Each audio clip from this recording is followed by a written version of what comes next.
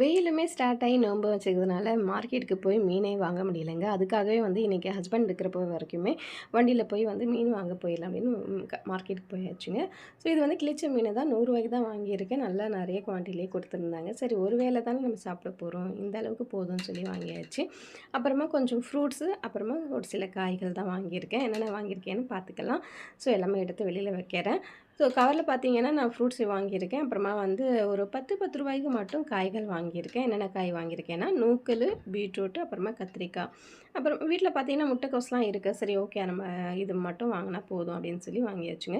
நார்மலாக வந்து ஒரு ஆஃப்டர்நூன் போல் இது மாதிரி சாப்பிட்ற மாதிரி இருந்ததுன்னா நம்ம கொஞ்சம் அதிக குவான்டிட்டியில் வாங்கலாம். ஆனால் நம்ம ஃபாஸ்டிங் நேரத்துலலாம் வந்து அதிகமாக சாப்பிட முடியறதில்ல. ஆனால் மஸ்ட் நம்ம வந்து காய்கள் எடுக்கிறது ரொம்ப நல்லது. காய்களுமே ஃப்ரூட்ஸுமே வந்து நோன்பு நேரத்தில் நம்ம சாப்பிட்றது ரொம்ப ரொம்ப நல்லதுங்க.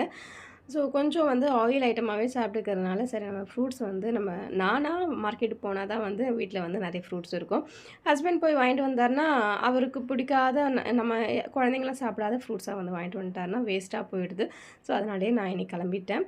ஸோ செவ்வாழை, அப்புறமா பச்சை திராட்சை, கூடவே வந்து ஆப்பிள் இது 3மே தான் வாங்கியிருக்கேன். இனி வந்து நம்ம சமையலுக்காக ஸ்டார்ட் பண்ண வேண்டியது தான். மீனை வந்து வாஷ் பண்ணிட்டேன்னா சமைக்க ஸ்டார்ட் பண்ணிடுவேன்.